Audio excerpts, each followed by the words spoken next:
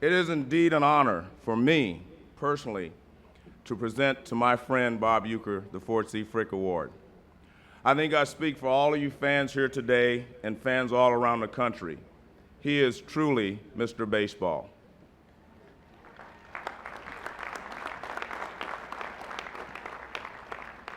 Bob Uecker has called games for his hometown Milwaukee Brewers for the last 33 years, including 24 as the lead announcer. With his natural good humor, self-deprecating wit, Uecker is adored nationally, connecting instantly with players and fans. He's recognized 5 times as the Wisconsin Sportscaster of the Year. Mr. Baseball joined the Brewers broadcasting tandem of Merrill Harmon and Tom Collins in 1971. The voice of the Brewers has broadcast the World Series, the League Championship Series, and All-Star games, as well as Monday Night Baseball in the 1970s and the 1980s. He was inducted into the Radio Hall of Fame in 2001. I give you Mr. Baseball, Bob Uecker. Thank you, man. Thank you. Thank you very much. Thank you.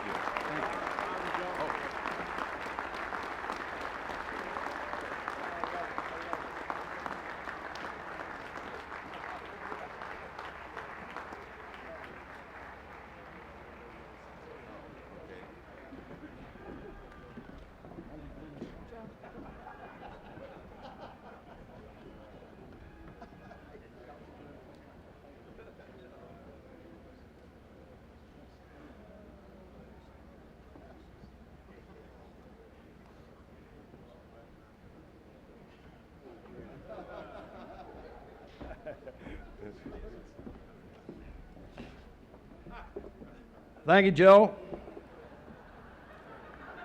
Thank you very much. And thank you, ladies and gentlemen. And my congratulations to Hal, Gary Carter, Eddie Murray, and to all of the members of the staff of the Hall of Fame. Thank you very much. This has been a wonderful, wonderful time. I, in deference to Hal McCoy, was asked to quit many times.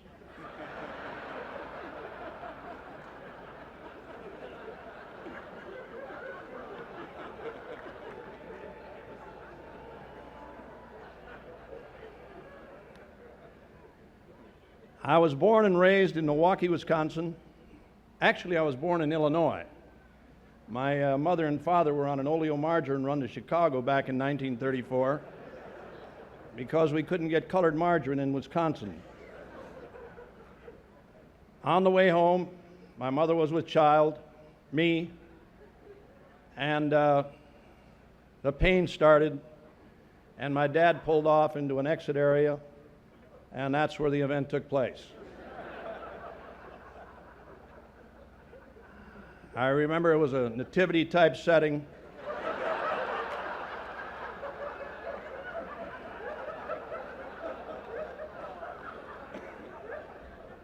An exit light shining down. There were 3 truck drivers there. One guy was carrying butter. One guy had frankfurters, and the other guy was a retired baseball scout who told my folks that I probably had a chance to play somewhere down the line. I remember it being very cold. It was January. I didn't weigh very much. I think the birth certificate says something like 10 ounces. I was very small. And I remember the coldness on my back from the asphalt.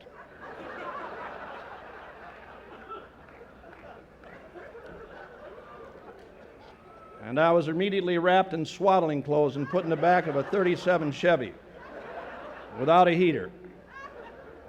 And that was the start of this Cinderella story that you're hearing today. I did not have a lot of ability as a kid. My dad wanted me to have everything that everybody else had. I think the first thing that he ever bought me was a football. And I was very young, and he didn't know a lot about it. He came from the old country. And we tried to pass it and throw it and kick it, and we couldn't do it, and it was very discouraging for him and for me. And we almost quit. And finally we had a nice enough neighbor came over and put some air in it. And What a difference.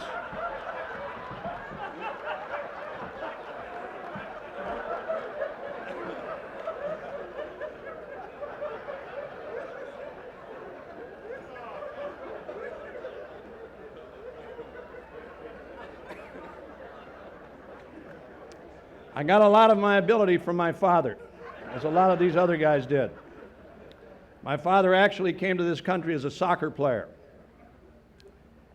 He didn't play, he blew up the balls is what he did. And they didn't have pumps in those days.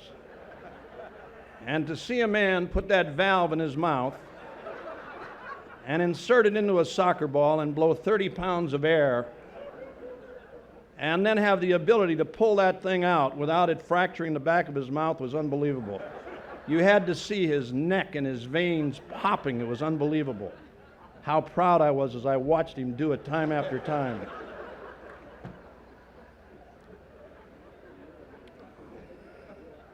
My first sport was 8th grade basketball. And my dad didn't want to buy me the supporter, Johnny, to do the job. So my mother made me one out of a flour sack.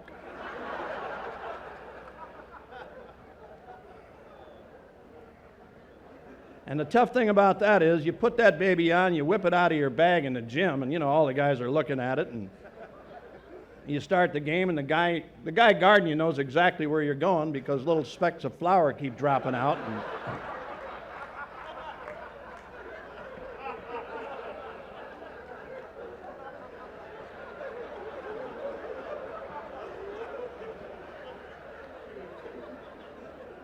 And then right down the front it says Pillsbury's best,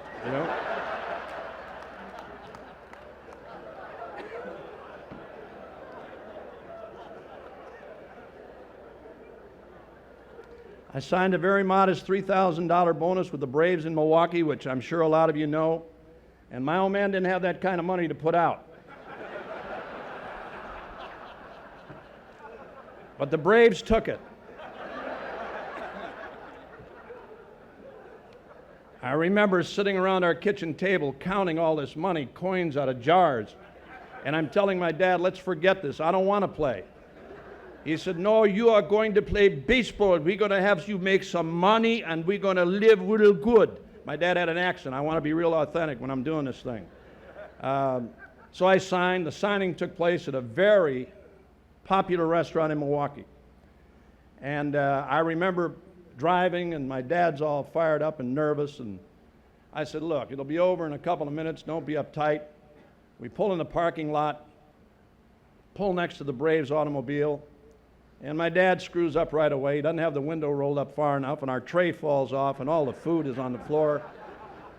And from there on, it was baseball. Starting with the Braves in Milwaukee, St. Louis, where I won the World's Championship for them in 1964, to the Philadelphia Phillies, and then back to the Braves in Atlanta, where I became Phil Niekro's personal chaser. But during every player's career, there comes a time when you know that your services are no longer required, that you might be moving on, traded, sold, released, whatever it may be. And having been with 4 clubs, I picked up a few of these tips. I remember Gene Mauch doing things to me at Philadelphia. I'd be sitting there and he'd say, grab a bat and stop this rally.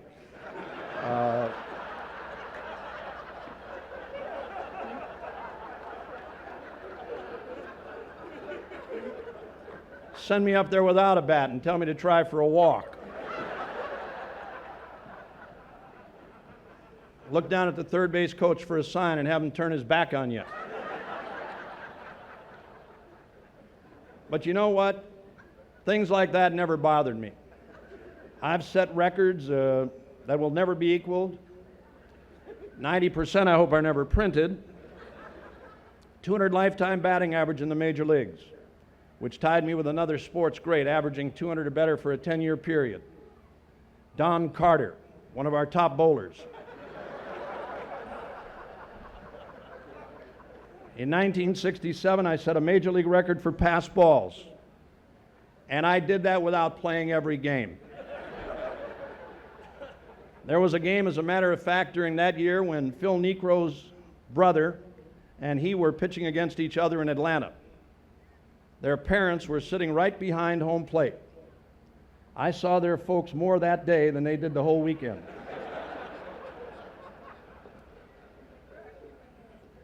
But with people like Niekro, and this was another thing that I found the easy way out, to catch a knuckleball, was to wait until it stopped rolling and then just pick it up.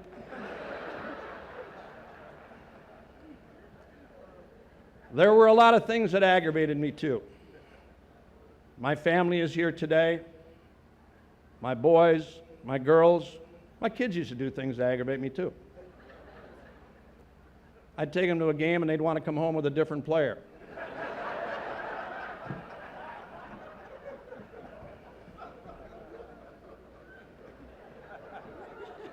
I remember one of my friends came to Atlanta to see me once. He came to the door, he says, "Bob Uecker live here?" He said, "Yeah, bring him in." But my two boys are just like me. In their championship Little League game, one of them struck out 3 times, and the other one had an error, allowed the winning run to score. They lost the championship, and I couldn't have been more proud.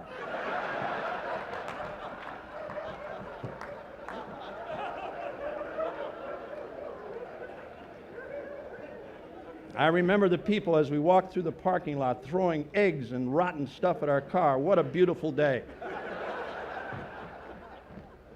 You know, everybody remembers their first game in the major leagues. For me, it was in Milwaukee, my hometown, born and raised there.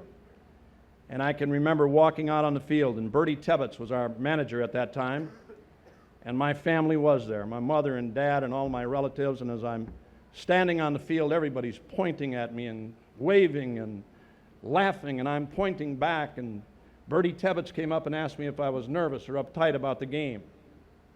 And I said, "I'm not. I've been waiting 5 years to get here. I'm ready to go."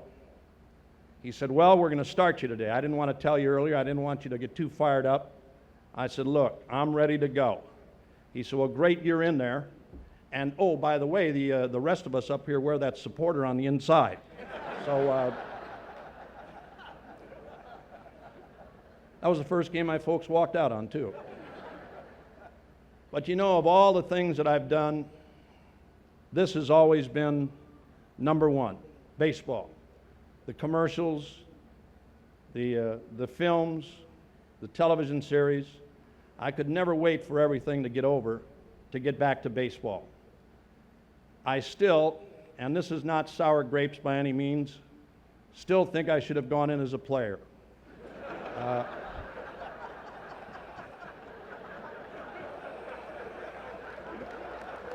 Thank you.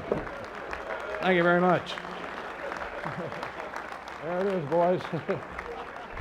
The proof is in the pudding. Now, this conglomeration of greats that are here today, a lot of them were teammates, but they won't admit it. But they were. And a lot of them were players that worked in games that I called. They are wonderful friends and always will be. And the 1964 World Championship team, the great Lou Brock. And I remember as we got down near World Series time, Bing Devine, who was the Cardinals general manager at that time, asked me if I would do him and the Cardinals in general a favor. And I said I would, and he said, "We'd like to inject you with hepatitis."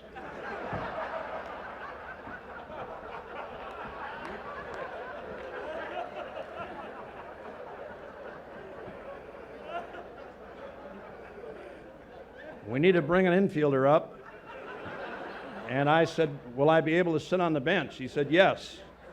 We'll build a plastic cubicle for you because it is an infectious disease."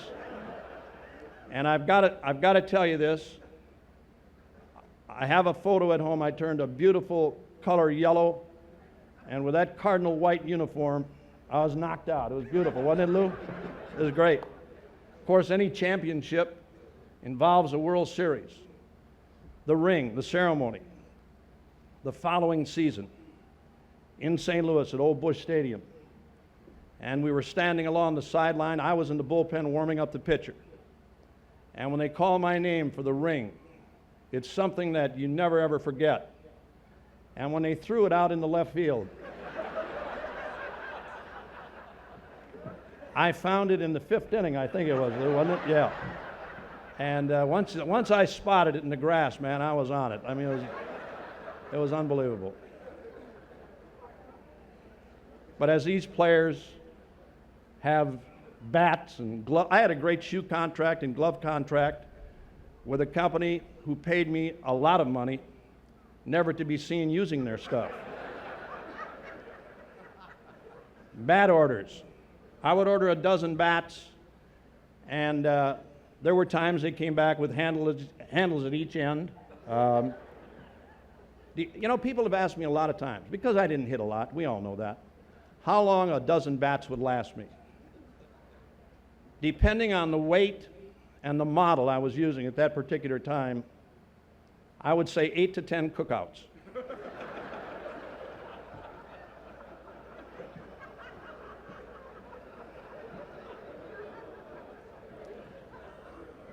I once ordered a dozen flame-treated bats, and they sent me a box of ashes.